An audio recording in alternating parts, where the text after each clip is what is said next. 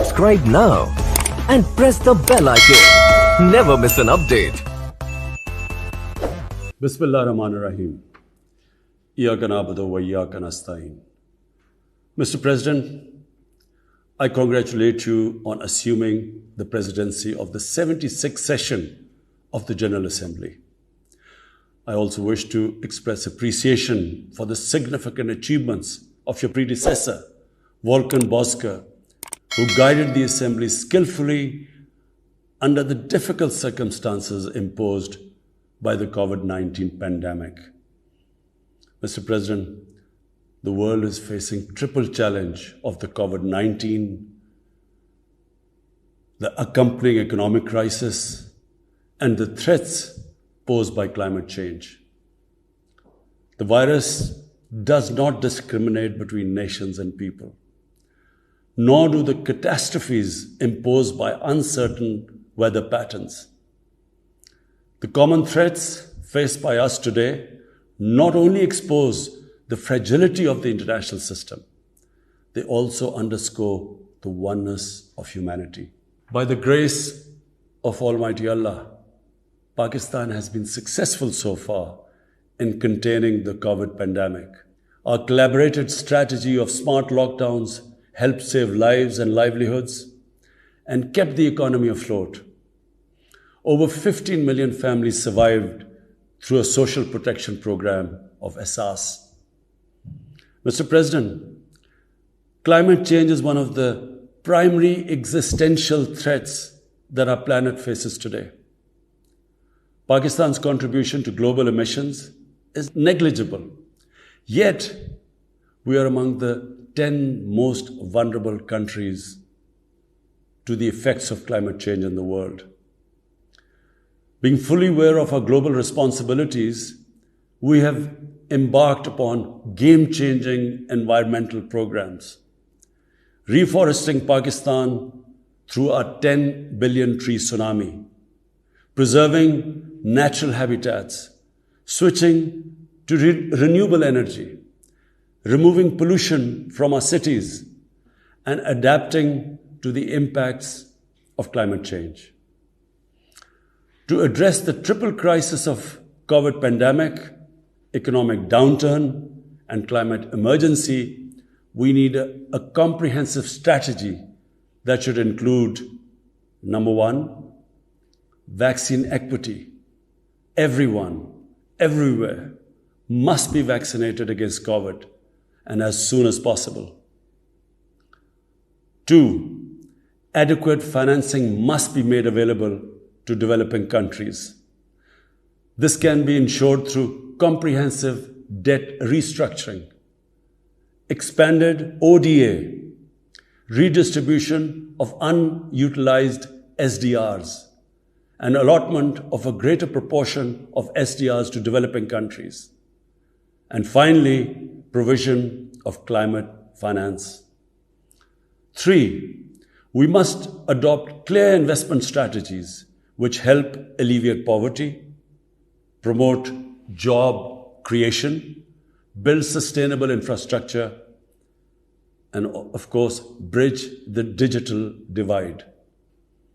I propose that the Secretary General convene an SDG summit in 2025 to review and accelerate implementation of sustainable development goals. Mr. President, because of the plunder of the developing world by their corrupt ruling elites, the gap between the rich and the poor countries is increasing at an alarming speed. Through this platform, I've been drawing the world's attention towards the scourge of illicit financial flows from developing countries. The Secretary General's high-level panel of financial accountability, transparency, and integrity, called the FACT-I panel, has calculated that a staggering $7 trillion in stolen assets are parked in financial haven destinations. This organized theft and illegal transfer of assets has profound consequences for the developing nations. It depletes their already meager resources, accentuates the levels of poverty, especially when laundered money puts pressure on the currency and leads to its devaluation. At the current rate, when the FACTI panel estimates that $1 trillion every year is taken out of the developing world, there will be a mass exodus of economic migrants towards the richer nations.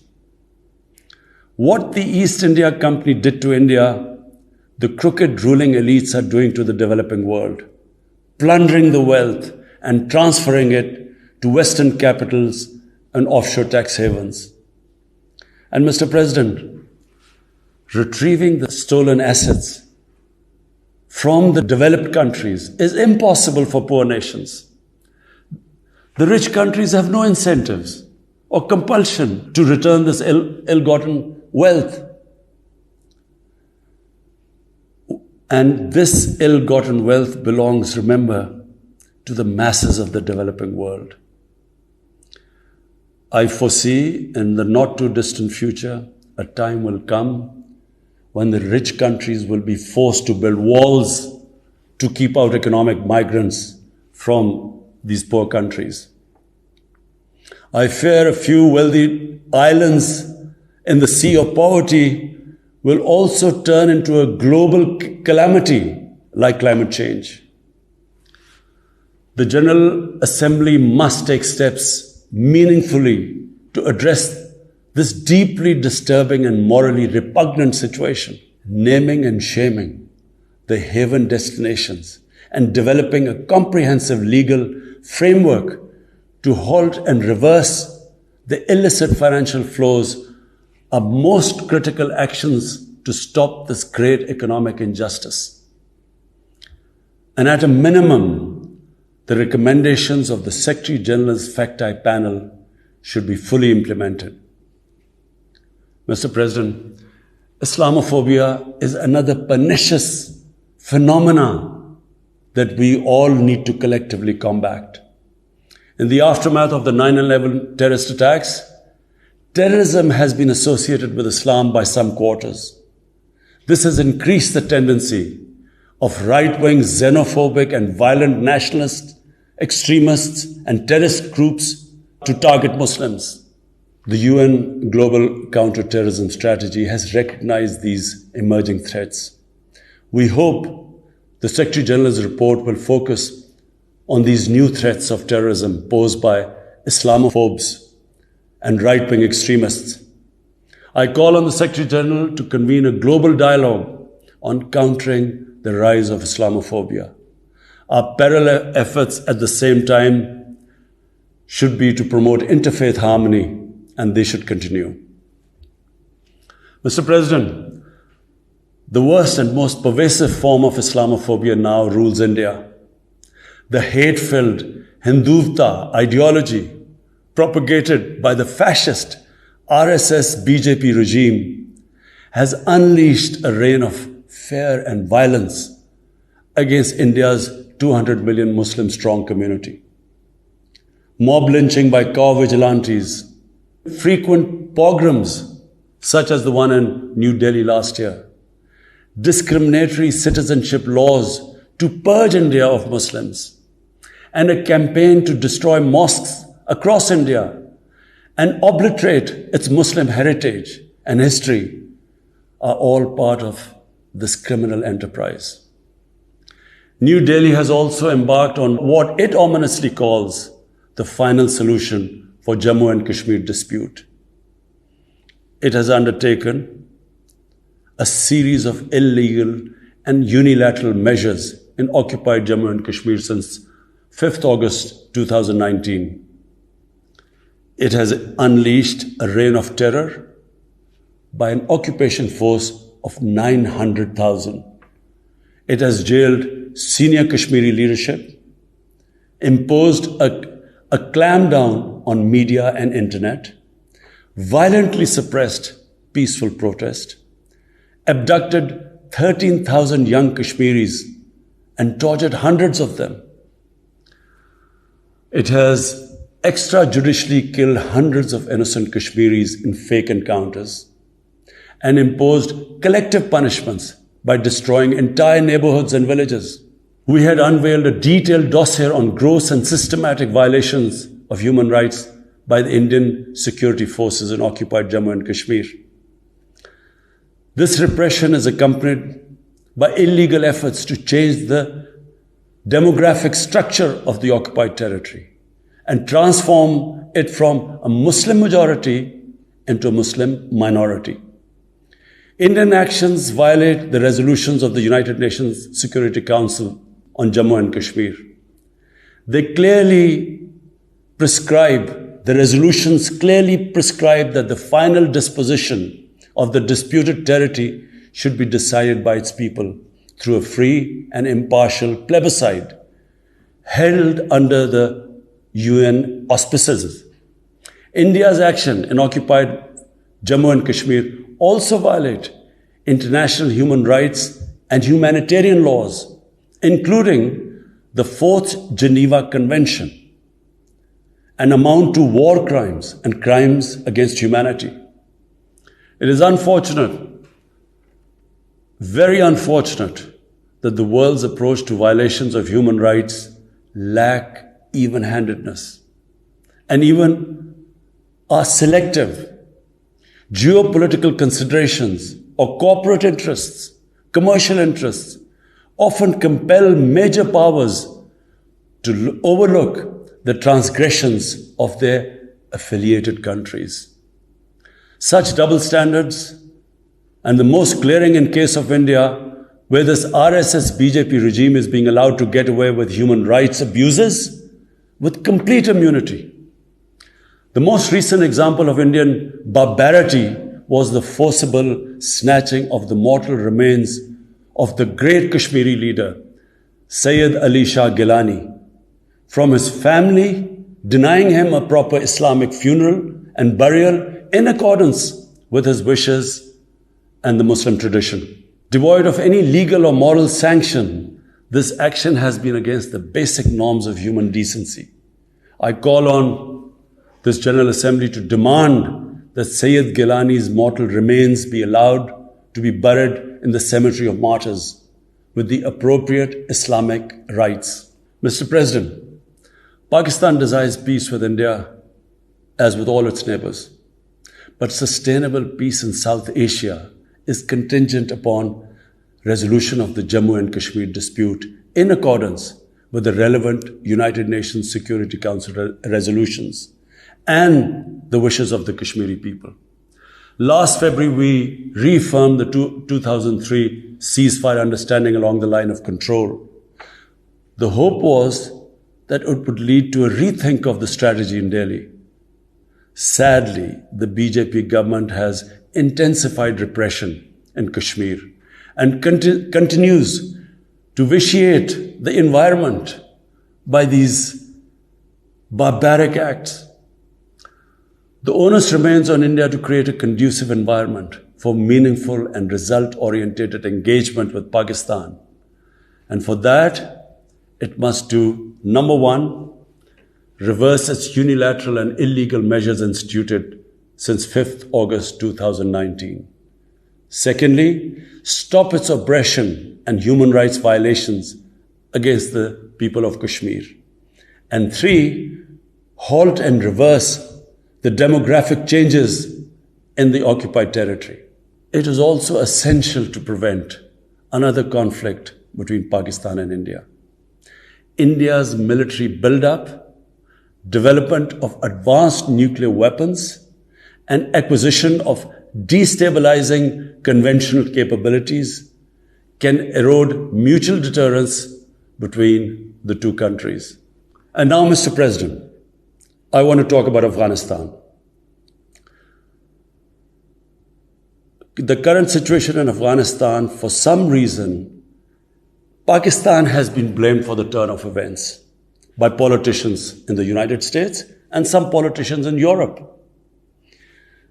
From this platform, I want them all to know the country that suffered the most, apart from Afghanistan, was Pakistan when we joined the US war on terror after 9/11. 80,000 Pakistanis died. $150 billion was lost to our economy. There were 3.5 million internally displaced Pakistanis. And why did this happen? In the 80s, Pakistan was a frontline state in fighting against the occupation of Afghanistan. Pakistan and the United States trained mujahideen groups to fight for the liberation of Afghanistan. Amongst those mujahideen groups were Al-Qaeda, were various groups from all over the world. They were mujahideen, Afghan mujahideen. These were considered heroes. President Ronald Reagan invited them to White House in 1983. And according to news items, he compared them to the founding fathers of the United States. They were heroes. Come 1989, the Soviets leave. So do the Americans, abandon Afghanistan. Pakistan was left with 5 million Afghan refugees. We were left with sectarian militant groups which never existed before. But the worst cut of it was that a year later, Pakistan was sanctioned by the US. We felt used. Fast forward 9/11, Pakistan is needed again by the US because now their US-led coalition is now invading Afghanistan, and it could not happen without Pakistan providing all the logistical support. What happened after that? The same mujahideen that we had trained that fighting foreign occupation was a sacred duty, a holy war or jihad, they turned against us. We were called collaborators. They declared jihad on us. Then all along the tribal belt bordering Afghanistan, the Pakistan semi-autonomous tribal belt, where no Pakistan army had been since our independence, they had strong sympathies with the Taliban, Afghan Taliban, not because of their religious ideology, but because of Pashtun nationalism, which is very strong. Then there were 3 million Afghan refugees still in Pakistan, all Pashtuns, living in camps, 500,000, the biggest camp, 100,000 camps. They all had affinity and sympathies with the Afghan Taliban. So what happened? They too turned against Pakistan. For the first time, we had militant Taliban in Pakistan. And they too attacked Pakistan government. When our army went in the tribal areas for the first time in our history, whenever an army goes into civilian areas, there's collateral damage. So there was collateral damage, which multiplied the militants to seek revenge. But not just that. The world must know that in Pakistan, there were 480 drone attacks conducted by the US. 480 drone attacks. And we all know that drone attacks are not that precise. They cause more collateral damage than the militants they are targeting. So, who did the people whose relatives were being killed? Who did they seek revenge? Against Pakistan. Between 2004 and 2014, there were 50 different militant groups attacking the state of Pakistan. At one point, people like us were worried that will we survive this? There were bombs going all over Pakistan. Our capital was like a fortress. Had it not been for one of the most disciplined army in the world and one of the best intelligence agencies in the world, I think Pakistan would have gone down. So when we hear this at the end, there's a lot of worry about in the US about taking care of the people who helped them, the interpreters and everyone who helped the US. What about us?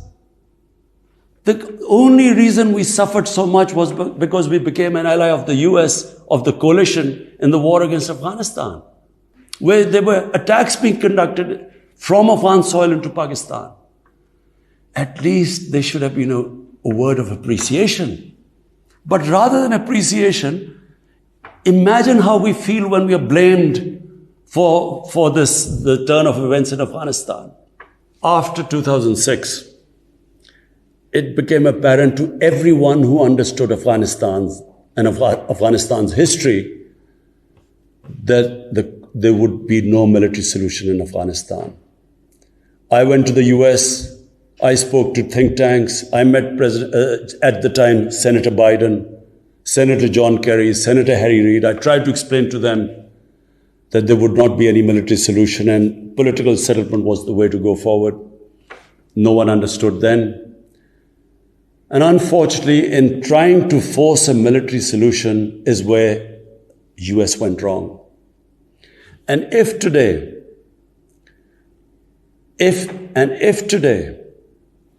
the world needs to know why the Taliban are back in power, all the world has to do is do a deep analysis of why 300,000 well-equipped Afghan army, and remember, Afghans are one of the bravest nations on earth.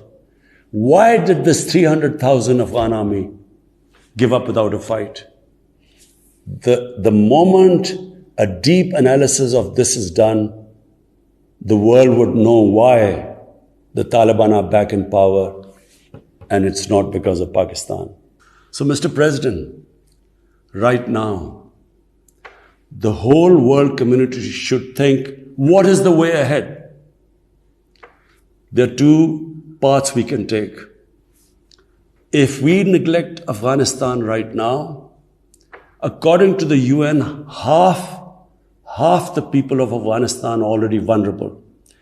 And by next year, almost 90% of people in Afghanistan will go below the poverty line. There's a huge humanitarian crisis looming ahead. And this will have serious repercussions, not just for the neighbors of Afghanistan, but it will have repercussions everywhere if a destabilized, a chaotic Afghanistan again becomes a safe haven for international terrorists. The reason why the US came to Afghanistan in the first place. So therefore, there is only one way to go. We must strengthen this current government, stabilize it for the sake of the people of Afghanistan. What have the Taliban promised? They will respect human rights. They will have an inclusive government. They will not allow this soil to be used by terrorists. And they have given amnesty. Now, if the world community incentivizes them, encourages them to walk this talk, it will be a win-win situation for everyone. Because these are the four things that in Doha, when the US was talking to the Taliban, these were the conditions the dialogue was all about. So if the world can incentivize them to go this direction, then after all, this 20-year of presence of coalition presidents in Afghanistan would not be wasted, because Afghan soil would not be used for international terrorism. So I end my talk, Mr. President, by urging everyone that this is a critical time for Afghanistan. You cannot waste time. Help is needed there. Humanitarian assistance has to be given there immediately. And the Secretary General of the United Nations has taken bold steps. I urge you to mobilize the international community and move in this direction. Thank you.